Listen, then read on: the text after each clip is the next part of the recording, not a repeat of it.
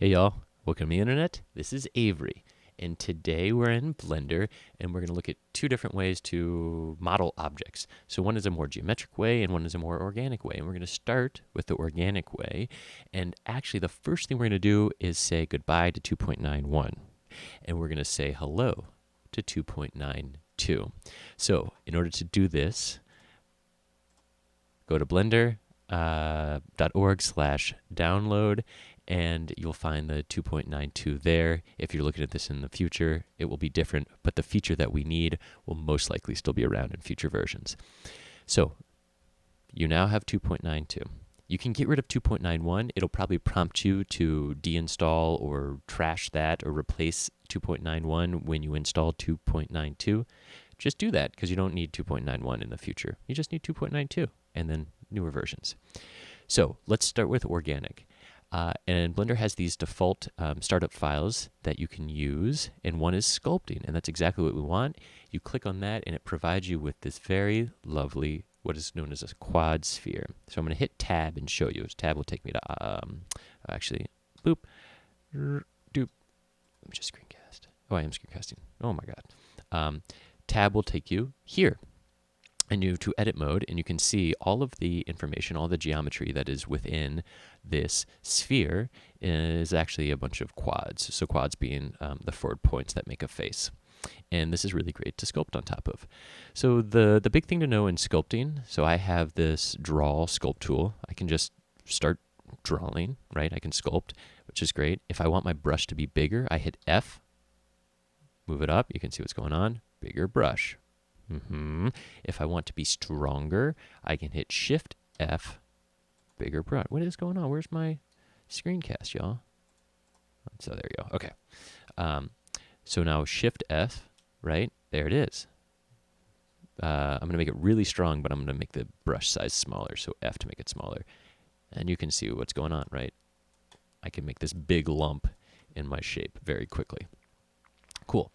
I'll let you play with these. Clay strips is really great for just that, clay strips.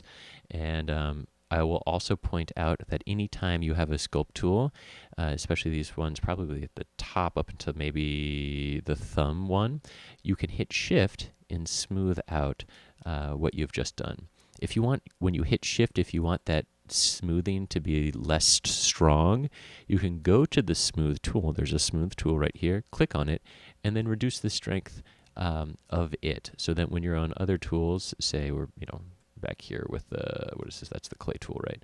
With the clay tool, and then I hit Shift, the smoothing is a little softer than it was when I had the smooth tool. The smooth brush turned all the way up. Cool. Another big tool that you might want to use is Snake Hook. So Snake Hook, if you make it really big, is great for just making really big adjustments to your shape. So very quickly changing the form of this, the silhouette can dramatically shift away from a sphere and into something that looks like that. Cool. So that is the snake hook. And then below the snake hook, there's some pretty specific tools, but the one I want to show you right now is this. It's the cloth brush. I keep saying tools and brush. I can't remember. I think they're called brushes. So I'm going to hit F to shrink this down a little bit. And you can see, I hope, that there is an orange circle, a very light orange circle, a darker orange circle. Then there's a light dotted line gray circle, and then a light gray solid circle. So what this brush does is it enacts a cloth simulation on the thing that you're sculpting. So it acts this physics simulation on the thing you're sculpting and allows you sort of to sculpt with physics. What? That's incredible. It's fairly new, and it's really great and exciting. And the internet went kind of crazy when this became a feature that was available to everyone. Anyway, so the light gray dotted circle is like the area where the simulation will happen, and the fall off of that simulation continues into the solid light gray circle. But just play with this tool. It might take some power from your computer. It might be memory intensive. But just see what happens. So I'm going to click, and you kind of click and move it around, and you'll see. Oh, snap. What? Okay, so that's maybe It's just incredible. So you can see it just affected, right? One side, it's just affected within my my light gray circle, and it's just magical. So if, for example, you are kind of like, oh, this is really dope, but like, wait, I can see all these quads all of a sudden. Let's change it to smooth shade. So out of sculpt mode, go to object mode, right click on your object, shade smooth, boom, you're ready to go. And then you can change the color, you can change the background. You have your magical speculative design prop. I'm going to hit X and get rid of this. And I want to show you, I'll hit 1 to get my front view on numpad 1. Remember, you can hit tilde and hit front, all this, whatever. You know how to do this. You guys are pros. If you hit Shift A, add a cube. Let's say I just want that quad sphere back, and I don't know how to get it because I just don't know how to get there. So if you have any cube, you know, the default cube, if you hit Tab, you can see that we have not much topology, right? They're just 6 sides here. That's it. We can subdivide this and smooth it to turn it into a quad sphere. So if we go into, we're in object mode. If we go into edit mode, right click, subdivide, then come down here to the subdivide tab. Let's add our, make our subdivisions 20, for example. Still a cube, but if we come here to where it says smoothness and up that, now we have a sphere that we can sculpt. We can hit shade smooth to look like that. You know, you can see there's a couple like artifacts of the cube. So if you want, you can, go back into edit mode, make sure everything is selected, subdivide, you know, probably just one time, and there you go. Now you can start sculpting, go into sculpt mode. Yes, oh my God. And you all can look up their tutorials on how to use the cloth brush, but I won't go into it. All right, that's that. I'm going to go back to object mode. I'm going to hit X to delete this. And then this is the last thing that I want to show you about sculpting, and this is why we got the 2.92. So let's say you just want to do some geometric sculpting. Shift A, you want to add a icosphere. Icosphere pops up. You want it to have like a little bit more information. Cool. And then you want other primitives, other geometry on top of it. You can click on this, and you can see I'm clicking and holding, and this is the add primitive. This is the feature that we're really excited about. So you can just add a cube to this. And you see that there's the mesh here. It kind of looks like some of the sculpting brushes. You can see how it is aligning sort of to the tangents, surface tangents of this sphere. And I can click once. I'm dragging out, and then I'm pulling up. And let me just do this, and you can see that I have an object on an object. Same thing. I can do this, and very quickly, you can start to create a thing. You can do other things. So maybe I want a cone right on top of here, just like a little, and you can hold Shift to lock in a proportionality. Just a little cone. There's another one here. I don't know what this is, but I think it will help humanity in the future. I think this is probably enough to get you all excited about this. If you need more, you know, the internet probably has other examples.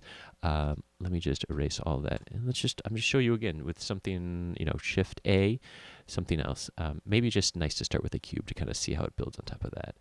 I mean, you get this. This is a fairly magical tool. Maybe I just want to play with it now. This is why I'm still doing this. And then you can see these are all, if I click back up here to just the select mode, these are all separate objects. I can change the material on, you know, make that one pink, and then actually all of them I can select here and make them all that same pink. And then when I adjust pink, it will adjust all of them, right? All of this stuff is you're learning, you're discovering in Blender, but I wanted to show you these different ways. So a geometric way and an organic way. And then just really quickly, I'll show you Dynatopo, just very, very quickly. So let's say I want to add some like organicness to this, right? A little blob. It's hard to do because there isn't much information, right? It's just these, I just hit tab. It's just these 6 sides. So if I go into sculpt mode, I select my, let's say, just the draw tool, and I want to affect this. I'm not going to it's working on the geometry, right? So it's just selecting that vertex point and affecting that. And that's kind of all it can do. It can't add any information here. I can change that if I hit this, Dynatopo. When you have vertex colors, yeah, it might mess up some stuff, but I think any of those whatever it messes up isn't really going to affect us. Let's if yours is default to 12, great, and shade smooth.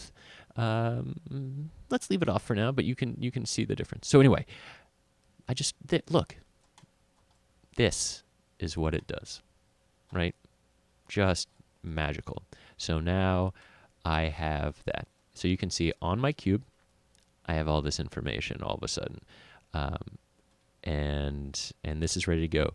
If I hit shade smooth, so if I go back to object mode and I have this cube selected, I right click and hit shade smooth. You see it does some weird things because it's trying to shade smooth this like not much information. So for this one, you might not want to leave it. You might want to shade flat. This might be the look that you need for rendering out. So that's it. So that's Dynatopo on any shapes when you're in sculpt mode. Dynatopo, sculpt some stuff. Dynatopo, sculpt some stuff on some stuff. Really magical. You can mess with the subdivisions. Or the pixels. Yeah. So anyway, I hope that is exciting to you. That is all I have. Bye.